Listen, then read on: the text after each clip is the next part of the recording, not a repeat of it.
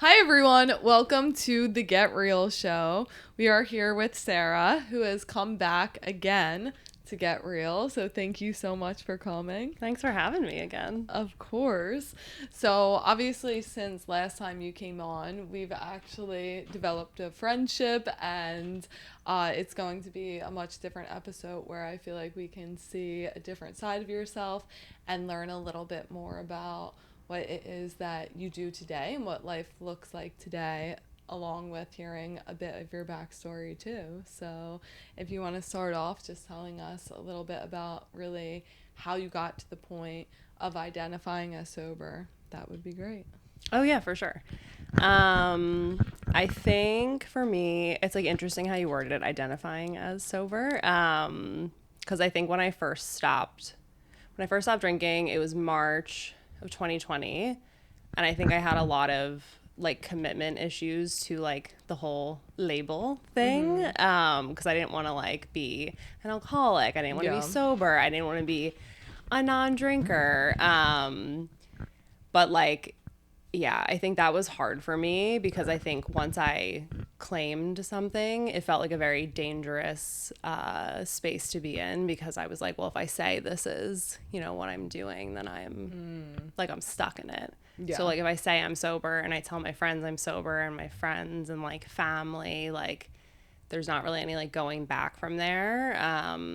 Like it seemed like like a big set of shoes to fill. So I think that made me like a little nervous, but obviously like how I got to that point in the first place was, I think my drinking, like we've obviously talked about kind of like high school and then college and like how it got to the point that it got to, but specifically in the summer of I think 2019 was when it just went like more south than it like ever had before. It was like a new level, like unlocked, I think. And that was when I really started to realize like this is not just impacting like you and your health and like your life. Like it was hurting other people because I was like becoming extremely obviously unreliable and flaky and needed like my husband to carry me up the stairs every time I was coming home. So it was like it was starting to impact other people, and I think like that was the biggest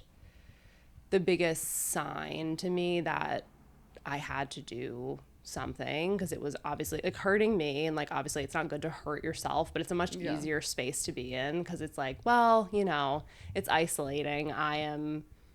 Everything's like fucked up like for me, but I'm not bringing anyone else down, but like I was really bringing other people down. So I think like that was one of my like biggest, I think, turning points, to be like, all right, you gotta cut it out. Yeah. So yeah. Yeah.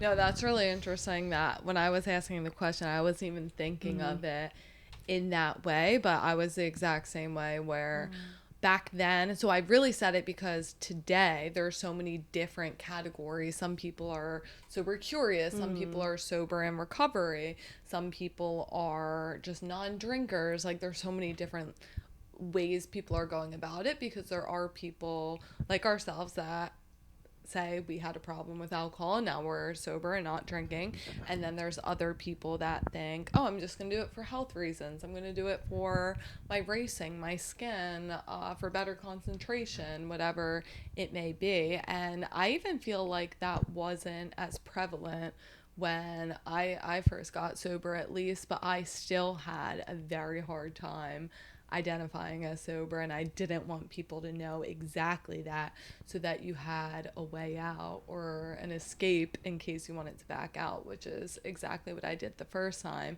I was just telling people, oh, I'm just not drinking for a little, but I was trying to, like, I was taking certain steps that would look like recovery, but then wouldn't commit whatsoever, like total non-committal, and then ended up right back out. And then I really had to admit to myself, okay, you need to get sober before it actually stuck. And I see so many people, it's unfortunate, that I feel like could benefit from just getting sober, that kind of tiptoe around it.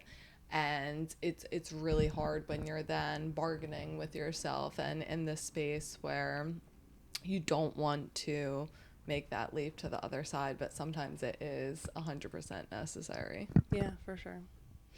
And obviously today your life is so much bigger, and overall I would think that you're so much happier today. But what I really like about your page is that you illustrate the fact that it's not all sunshine and rainbows, and that there are extremely hard times within sobriety. And that's what one thing I love to obviously point out on here is that sobriety is great for myself. It made my life so much better, but there are horrible ruts. There are bouts of depression. There are anxieties that you deal with in sobriety.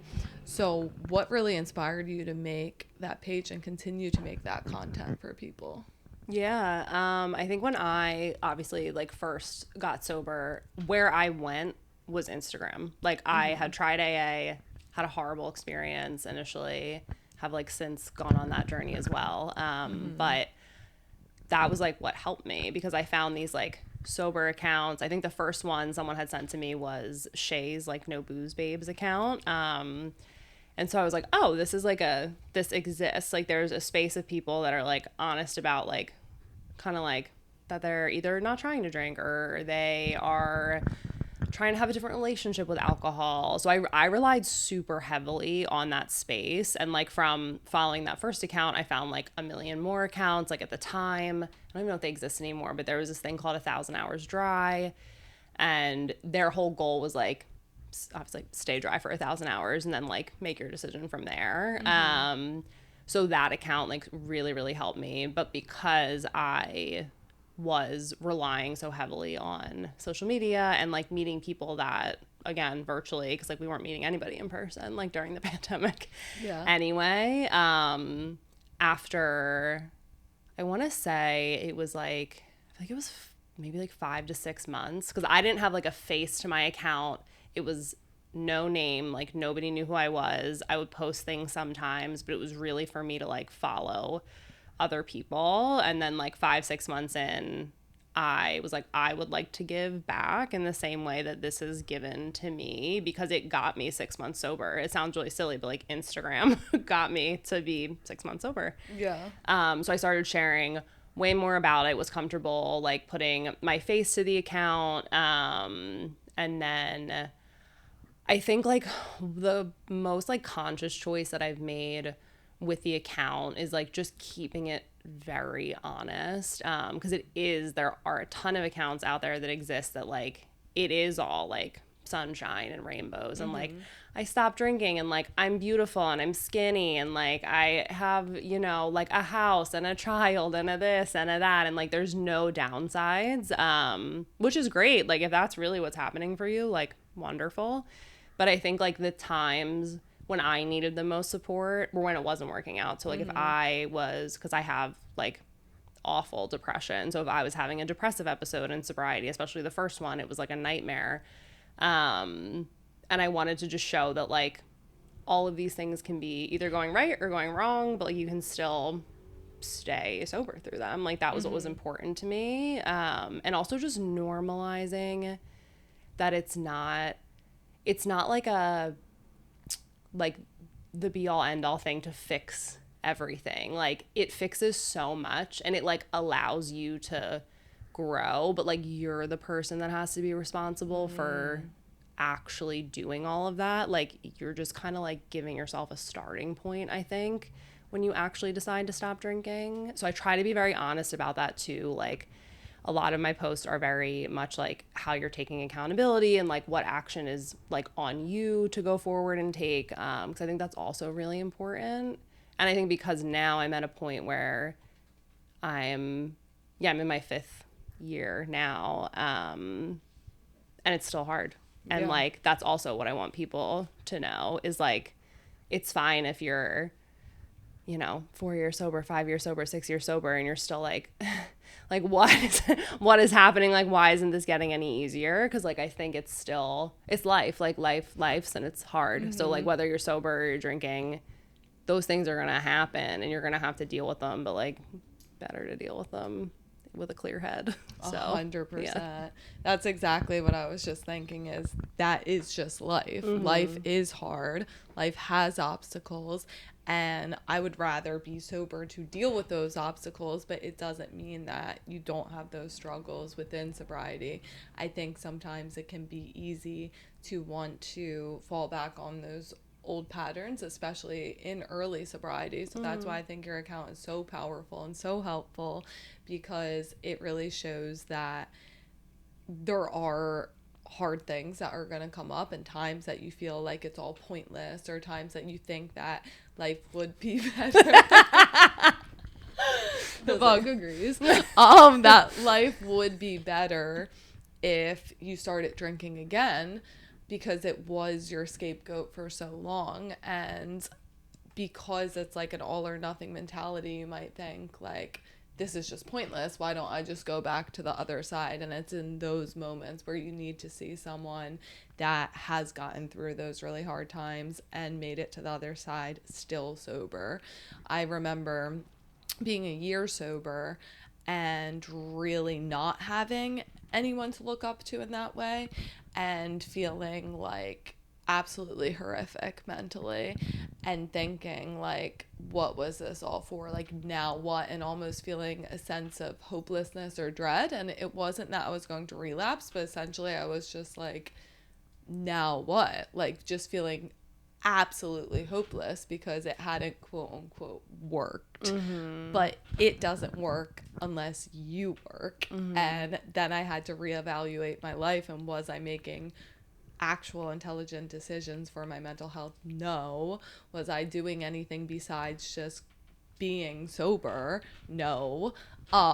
So actually seeing people that speak out on that, I think, is so powerful. And especially you said about Instagram being a tool, like, I think it's so incredible that we have access to all of this education, because as many absolutely horrible sides there are to social media and Instagram and technology and the phones, it is one great part. Like, thinking even back to our parents' generation, like, I think we can all think of our parents' lives and think, how did they not know this or that is good for you? And it's like, people did not have the education we have today, or actually know people. First of all, people were way more closed off, but then actually being able to see somebody else that is their neighbor, their friend, their coworker speaking about this totally changes the game.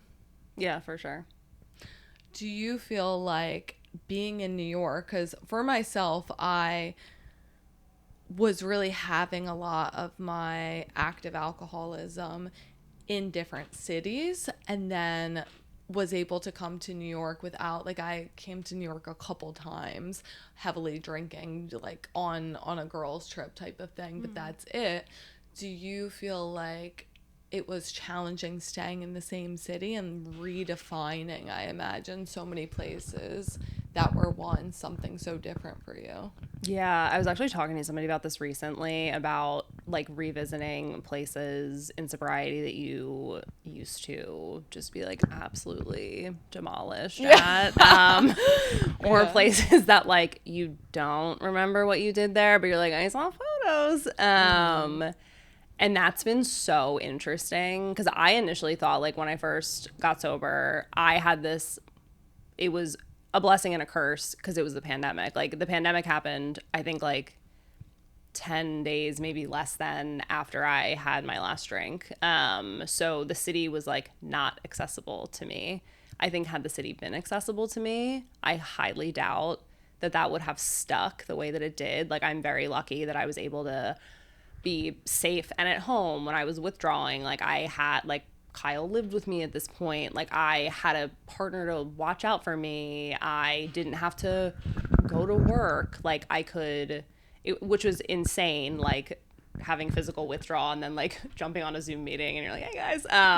But like it helped. Like, it was like a weird protection in a way, that I didn't have access to this thing that to me was so enabling for my drinking. Like, the city itself to me, even today, I think about it all the time. It's been years that I haven't had a drink, but you see it everywhere. Like, Yeah. it's so easy. Like, I could walk into any bodega, any like wine shop, any whatever, and like nobody would question me getting a bottle of wine. Like, I'm an adult woman, you know? Yeah. It's like, it's Yeah. so easy. So I think like that is something I think about a lot, and I had to really shift my mindset around of like, just because it is easy doesn't mean you need to do it, or like it doesn't mean that you're not going to be able to resist it. Like, I had a lot of fear around that. I was like, I'm never going to be able to walk by this bar, this liquor store, this bodega ever again, because all I did was, you know, buy alcohol from these places or drink in these places. So that I think was hard. I never thought like, I never felt like I got to get out of here. Like, I never had the thought of like, I have to leave. Like, I know some people, especially in sobriety, you get that urge to just like move. You're like, well, this will solve my problems if I'm in another location. But I think like the reality of it for me especially is whether I'm in New York or I'm in like Philadelphia or like I don't even know, somewhere like in the Midwest, there's always going to be access to alcohol. There's always going to be access to drugs. And like, yeah, maybe it's not, sure, like the Midwest, it's not like New York where you're like bopping around and like every other storefront has alcohol in it. But I'm someone that can drive and someone that has money and somebody that can just like talk my way into something. Yeah. So it's like, I don't really know if like it would have helped to go anywhere else, but I think that's probably why I was never like, I got to get out of here. But yeah, it's a big effort to reform my relationships with certain like places, spaces, people. It's like, that's a whole thing in itself, is like, because you have to be very kind to like your past self when you're doing that kind of work. But yeah, it is. It's like interesting because I think I initially thought this could be so impossible and this could be like what breaks me. But then having the space from it because of the pandemic was kind of nice. And then when I went back out into it, I was like, all right, like the reality is all of these challenges are going to be anywhere that I go. So Yeah. yeah. I can't even imagine how challenging it would be to stay in the same city, because I even have those feelings when I go back to the cities that I was heavily drinking in, and I have gone back and redefined a lot of spaces, but it definitely is challenging to put yourself through that. I actually went back to the same neighborhood that I was very much heavily drinking in Philadelphia at first, and then like almost as a challenge where I was like, I'm not going to let my alcoholism during those days define that area. And then after like a year or so, actually the pandemic ended up hitting and getting me out of that apartment. But thinking about it again, I was like, why am I putting myself through this? I can at least change neighborhoods, because sometimes it's not ideal to be reminded of that 24/7, but the fact that you were able to go in, redefine those spaces and fight through that is so powerful, because now it doesn't hold your thoughts anymore or hold you back in any way, shape, or form. That you do have the power to be exactly where you were and be a totally different person, I think is so amazing. Yeah, thanks. Of course. And then with like the sober scene in New York, so I know obviously like it's so funny because you would think New York is just, I mean, it is full of people going crazy and partying and all of that, but then there's actually one of the largest sober scenes, I think, in the world for sobriety, and there's the great parts. There's so access to so many meetings, and so many people are now doing parties and different events. Do you feel like you enjoy like being involved in that lifestyle and really being in that sober scene in New York?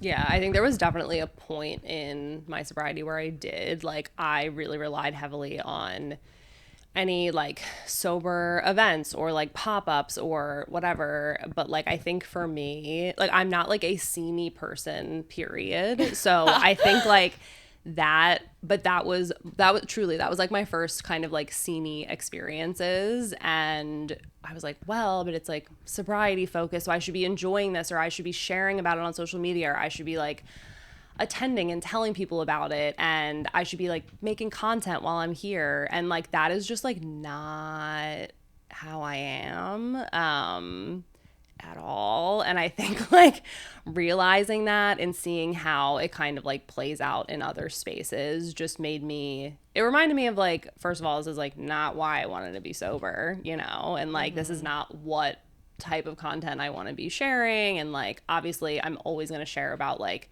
an event a friend is throwing or something like that, because it's like amazing. Like it's amazing if you have a full like NA bar pop-up that you're responsible for. It's like incredible. But I also think that over the last especially 2 years, so many places have like adopted like mocktail menus or NA menus, so it's like you also don't need to be in those spaces to have access to it. Like obviously it's really amazing to have a fully sober space. Like nothing I think compares to that, because it's like there's no temptations. You don't ever watch anybody like get drunk in front of you or anything like that. Like it certainly has its merits, but I think part of also why I'm like not in, I guess, what we considered more of like a social content space that has to do with sobriety is because of that, because I have other spaces, and also because like I know, as you know, like I've been working over the last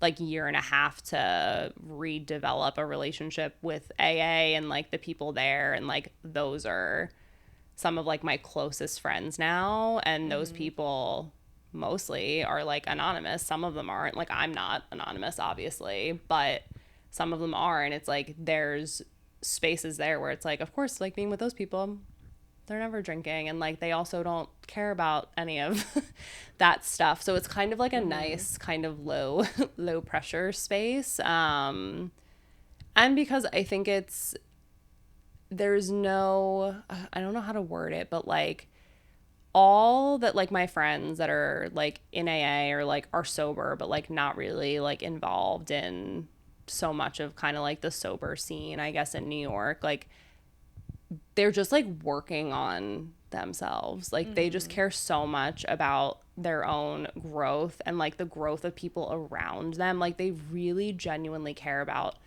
their sober friends. Like they're constantly checking in on you. And like I will take a like 7 a.m. text from like an AA fellow over like a 9 p.m. like sober bar like kind of thing, you know what I mean? It's like those relationships really are so genuine. And it's kind of, it's interesting because it's like kind of similar to like your old drinking buddies. Like there, that does exist in sobriety too, like because you have like senior people. Yeah, it, like that kind of never goes away. Like, so I think like you are still trying to figure out even in sobriety, like who your people are and like who you feel most comfortable with, who you feel safest with, who you are like, you know, I'm like rooting for everybody, but it's like I deeply, deeply care about like so many people's sobriety because like it's their everything. So it's like that's definitely, I think, like changed my mindset and like how I show up a little bit differently. But yeah, I think like the going back to AA thing was like a big shift. Yeah, that is such a good point that it almost replicates those drinking friends that you had during your active addiction and just having to find your footing and finding your people in sobriety. And exactly the overarching theme of that, it's not always sunshine and rainbows. You're not always going to get along with every single person in the sober scene, or it just like people because they're sober or anything in that way. But I definitely felt very overwhelmed too when getting into like going to different events, and then I felt like it almost can just replace quote unquote partying, where I would skip my run to go to a sober event, or I would feel obligated to this person to show up to every single event or be there for everything. And then you're literally repeating those patterns of not being there for yourself, not being there for the people that matter. And I think it's incredible that people are doing all of this, but you just have to really take inventory for yourself about how it makes you feel and what works best for you. And I hope, like, honestly, I can't even remember the last time I went to one, but like if I went to a couple a year, I think I would be very happy. But when it starts to fill up your schedule and fill up your calendar, it just becomes very similar to drinking, but without the actual effects of drinking, but that lifestyle that I really fought to get myself out of, and that left me feeling empty and left me feeling bad about myself. And that you can end up feeling that way while being sober is a little bit crazy. Yeah, it is. And it's like, as you were saying, like you were skipping your runs and stuff like that. Like same thing. It's like these things started taking a back seat. Like I'd be like, well, I could move therapy. Well, why would I do that? Yeah. You know, it's like these things that are helping me like hang on. I would move around, or I would like not be able to have plans with other people because I'm like, oh, well, I have this event, I have this thing. But like, I really think like that, what you just said, it like just goes to show it's like it is so far beyond like you just stop drinking. Like you have to do all the other shitty stuff, like show up for yourself, show up for your appointments, like go on your runs, like go to your workout classes, like no matter what, like whether it's, you know, and you can't just feel obligated to somebody because they're living the same lifestyle as you. Like obviously that's wonderful and like you're supportive of the person, but like you really do have to make sure you're so much more invested like in yourself than you like ever were before, because like you were, you know, like we spent all that time drinking and like we didn't care like about ourselves at all, even if like we were working out or we were going to therapy. It's like none of it was sticking or working. So yeah, I think like that's like what that made me think of, is just it's so much more than I just like stopped drinking. Like there's 1,000 other things to do, but you gotta do them and like find the spaces that like work the best for you. Exactly. And I was even thinking like trying to head out of work early, or just like the craziest things to make sure that you're getting to these things. It just very much links to the I have to get to the party type of mentality. And I liked what you said about having, now today there's so many menus and places that have implemented mocktails that I would rather just prefer go to a regular bar, go to a regular restaurant and get a mocktail with my friends when that fits into my schedule accordingly, and it just naturally comes up in my life rather than feel an obligation to any particular social setting. But I think it's great that now restaurants have those options, because as much as I absolutely love so many sober people and care about their sobriety, like I love and am friends with so many people who are not sober. So having those spaces that you can both be completely yourself, because then it almost does feel a little bit isolating to feel like, oh, I have to go to these sober events because I'm like different. Yeah. Or that I have to go to these events to fit in. And I think too, like with myself moving to New York, like trying to fit in right away, it almost is that exact same vibe where these are other people that are like me. I have to try to fit in, and I have to try to get the validation of others, when really we should just be seeking out who are the best people that make you feel amazing. Like some of my best friends aren't sober, and obviously some are, but like I think about my one best friend who is the first person who told me, like, I was teetering with the idea of like, should I throw a soberversary, should I not, because I saw someone do it and I thought it was cool, but I yet didn't have the self-confidence to be so public and be so open with the fact that I was sober. And it's a friend of mine who still drinks to this day, who doesn't have a problem with alcohol, that was like, you absolutely need to do it, and I'm going to be there and I'm making sure it's being done. And it's like, you don't always need people to align exactly with you to still have those incredible friendships. Yeah, for sure. I think like some of my best friends, they're like normal drinkers. They're like people that can like have a beer and then like be done, which is crazy. But literally blows my mind to this day. But like they're some of the people that like go the hardest for me. Like they're the ones that are like, are you doing anything for your anniversary? Or like, I just went on this amazing trip with my friend to Paris and we were there for, wasn't that long. It was like 4 or 5 days, and she drinks, but she just like didn't drink the entire time we were there, because not like to make me feel more comfortable, but it's like I wasn't drinking. So then she was kind of like, oh, like maybe I won't. And then by like the 3rd day, I had said, you can like have a drink if you want to drink. And she was like, no, like I've done it this far and like I'm having so much fun. But yeah, that's somebody that does drink. And like I have so many friends like that. They're like the person that like you do go to the restaurant, they do have a mocktail menu and they're looking at it and they're like, oh, I want one of those too, or like that looks good. Which is like so nice and wonderful. And the people that, we're not like that and like cannot do that and we're drinking a lot, like are probably not in your orbit anyway anymore. So I think that's also like a nice kind of perk of, like it doesn't need to be, you don't only need to be friends with sober people, because like truly, especially for me, it's like my friends that are not sober, they would do anything to support me, which is like amazing. No, I was just thinking of some of my own friends too, that they make sure like going to a restaurant, like that there's mocktails there, or like even sometimes unnecessarily over the top, which is like amazing that they're thinking of those things. And it just really goes to show you that people are just trying to understand people, and that there are, exactly how you said, there are struggles in every area of life.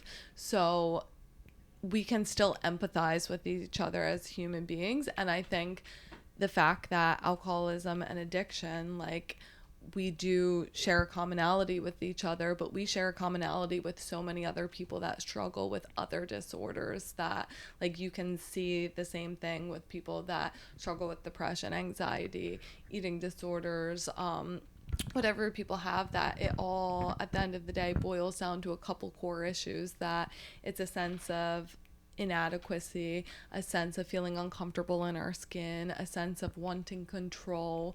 Like all these core issues are human issues. They're not just alcoholic issues. They're not just addict issues. They're human issues.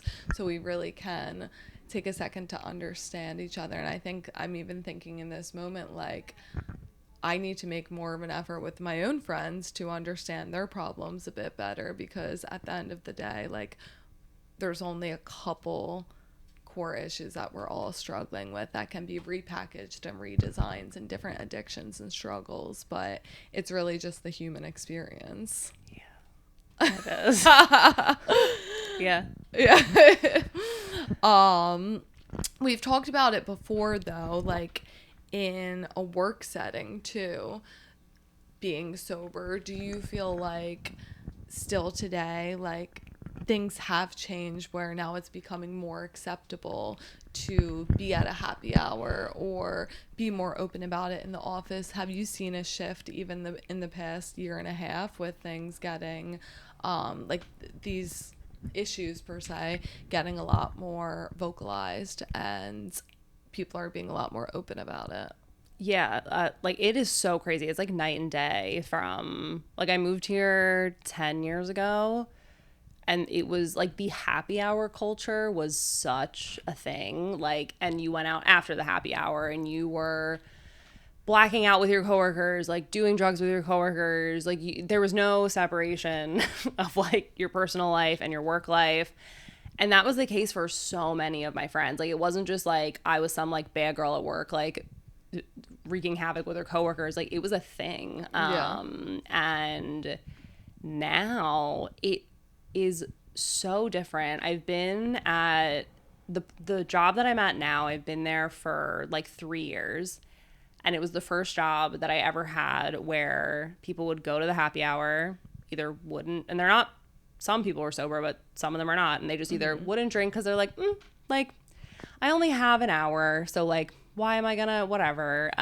Or they just don't go to the social event because they're like, honestly, I don't really, like, I love you guys at work, but like, I don't really want to spend any of my personal time with you, which I'm like, yeah, like I get. And it's like, so that shift has been so helpful. And also like my company is I feel old, like so old at my company. And people that are like in that like Gen Z age group, they just like do not care. They do not drink as much, like at least in my kind of orbit.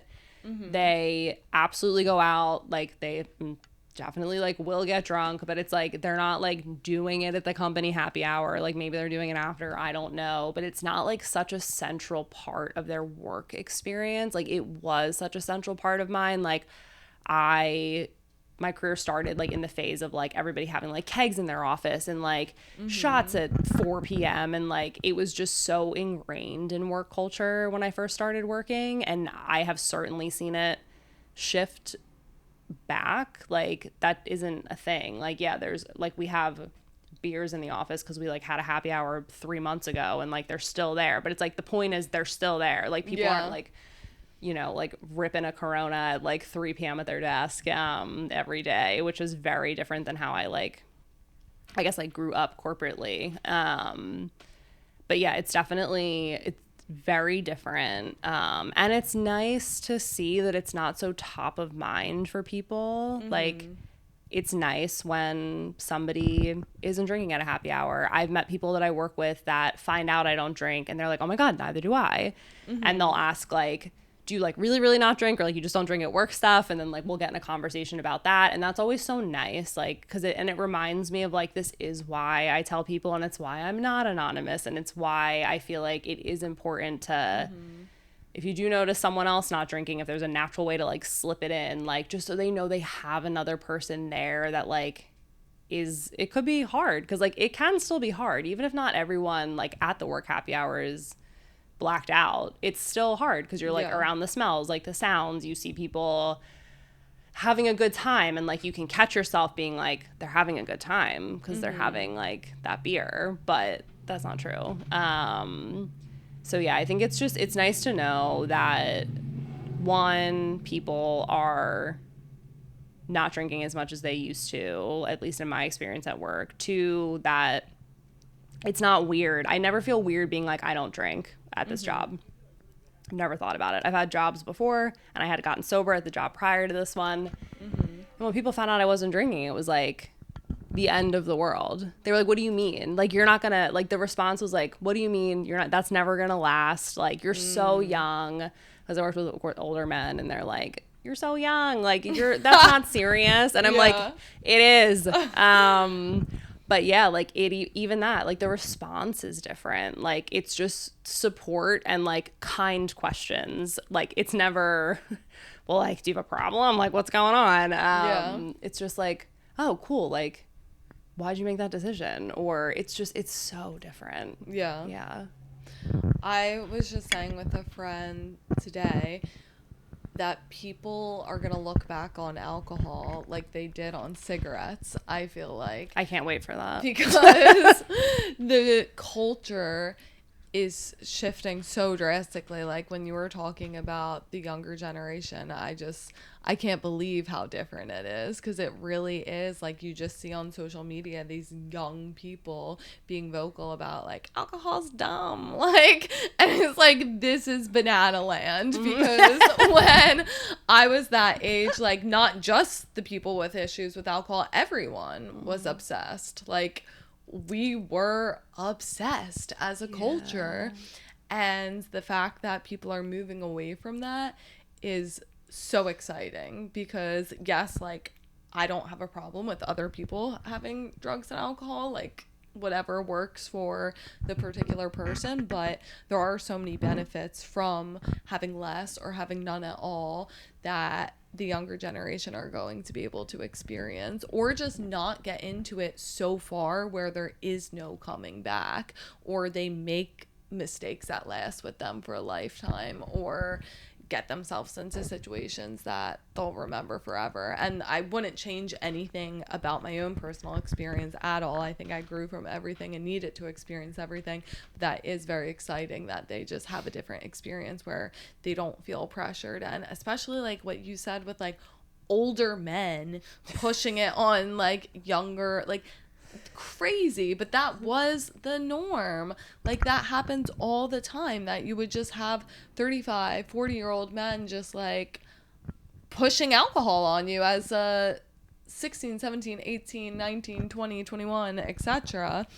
is such a cultural shift. Like I think today, and it's almost freaky, like that it was so normal, but because today if you saw that, you would literally say something. Like if I saw that, I'd be like, whoa, what are you doing? Like they don't have to drink. Like, but it was just so ingrained in our culture and already has that massive cultural shift. And I think people are starting to wake up, and it's just going to progress from here. And I think social media has really given people the platform to have to think like, why are we even doing this in the first place? Yeah. And like I even catch myself, I'll see posts from like it's always somebody that like they're like very wellness centric, and they like make a post of like, I haven't drank for 30 days and like this is like what the difference has been. And it's like earth shattering. And like sometimes I get like annoyed. I'm like, yeah, obviously like you feel better. But then I'm like, you know what? No, I'm like, this is good, because I'm like, even though this person like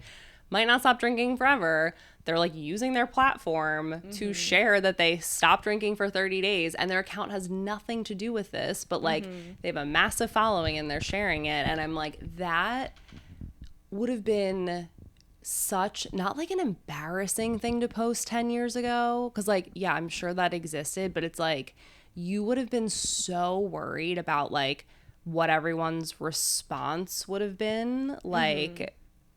And I see it now, and like, yeah, like kind of how I said it, like sometimes I catch myself being annoyed because I'm like, oh, whatever.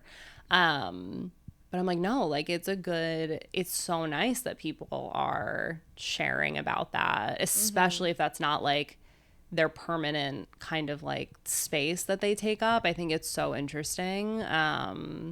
And like what you said, like younger people literally are just like, no, like why would I, like it's funny, like sometimes like the response is like, why would I want to have like zero control over like all of my faculties? And I'm like, you're crazy. Why would you know? But like I did. I was like, that was my dream for way too long.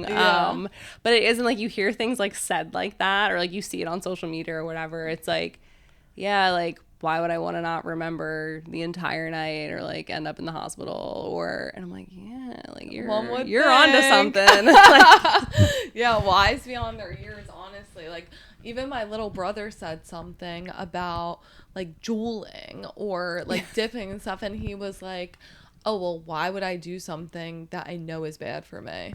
I was taken aback because like this younger generation really knows what's up. Yeah. Because like, I don't know, I guess we had a sense of invincibility and just didn't care. Like it was a sense of being rebellious, but it was also a sense of fitting in all at the same time. And now the fact that people can stand on their 2 feet and have these opinions, and there's other people to back that, is a great space we're going into, really. Yeah, it's so nice. Yeah, it's interesting like what you're saying about like it's rebellious, but it's also you want to fit in. That's like drinking like wrapped up in a little bow. Yep. Yeah. And now it's almost rebellious going in the other direction of I'm rebelling against the culture. And it's ironic because I think that's almost what they're doing. They're like these lamos used to destroy their body for fun, and we're rebelling against that, and we don't need alcohol to have fun, and we're just gonna like go out and have fun and talk to our friends and maybe have a drink or two, or maybe I don't know what the kids do these days, but it is like drastically less alcohol. So that if that is a sense of rebellion for them, we're in a good place. Yeah. Did you ever feel like tracing back that there was a time that you were embarrassed to tell people you were sober, or like never thought you would tell people that you were sober? Oh yeah, like initially I definitely didn't want to tell people because I didn't want to be tied to it. And like Yeah. that wasn't so much embarrassment, that was just like, well, if I say it then I gotta do it, and like people are gonna be like up my ass if I like relapse, or like that was more of a selfish choice. But there was a point when I did start telling people, and kind of how I was talking about those older people I worked with, and the response from some people was great. Like some, you have the people that respond that are like, thank God. You have the people that respond that I guess were just so oblivious the entire time they knew you, and they're like, what do you mean? It wasn't that bad. Yeah. And you're like, and then you have people that don't understand how you possibly could make that decision for yourself. Like the response around, but you're so young, I heard all the time. Like, how could you make a decision like that? Like, you're so young. Or people would start asking me, because I had gotten engaged December of 2019, got sober March of 2020, and people constantly would ask me, do you think you're gonna have like a glass of champagne at your wedding? Do you really think you're gonna be able to like be sober your entire wedding? And that's when I started getting embarrassed about it and nervous about it, because I'm like, these people don't, if like people don't even think I can like not have a glass of something at my wedding, or like that this is so casual that it's something I could turn off for a night and have a glass of champagne. Never in my life have I had a singular glass of champagne. So it's like, part of it was like embarrassing or shameful, because it's like you realize how many people either didn't know you or didn't understand like the severity of it, or it's like you're admitting you have such a deep problem. Like it would, the hardest people to admit it to were like my close friends, because it's like the roughest thing is when the people are waiting for you to tell them, you know. It's like the people that react with like nothing but love. Like there's so much shame in that, because it's like they have wanted it for you for so long but never felt like they could say anything, or like they were the people that talked to each other about it but like didn't know how to talk to you about it. So like that's where like I think shame came in for me around it, and like a little bit of nervousness, just because like, yeah, sometimes like the saddest thing is like telling somebody like you've stopped drinking, and like you just see like the relief in their eyes, or like they do the thing where they're like, oh my god, like that's, I'm so glad, like I'm so happy for you. And it's nice to hear, obviously, that someone's happy for you, and that you've obviously made kind of like the choice they've always wanted you to make. But at the same time, it's like, fuck, like, yeah, I really did have a problem. Like, it was bad. Like, that kind of makes you realize how bad it was, when you see how people that, like, really care about you react to you, like, outwardly sharing it. Yeah.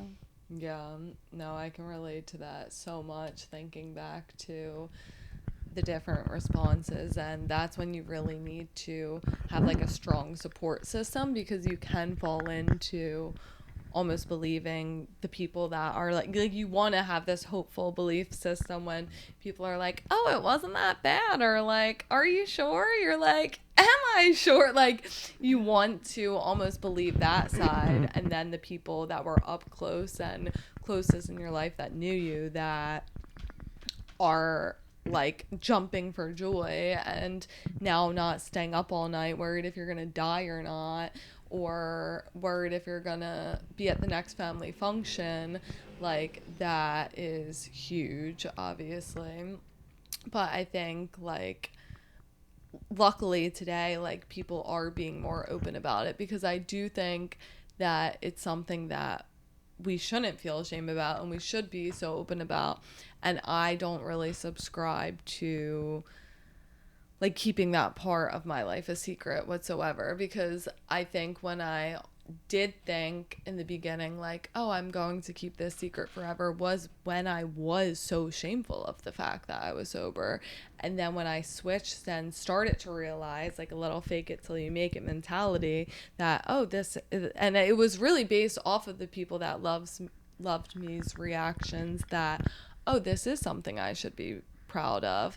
And then you start to tell people, and then the reactions change, and then you actually can feel confident in saying it even when you do get negative reactions today. It's like, this is who I am, this is part of who I am, and it's not my whole life, but it's the basis of my life, and it's what allows me to be the person standing in front of you. And you might like X, Y, and Z about me. That is because I was able to get sober, and everything who I am today is because I was able to get sober. So now it has totally shifted from this like embarrassing secret to something that you can actually be vocal about.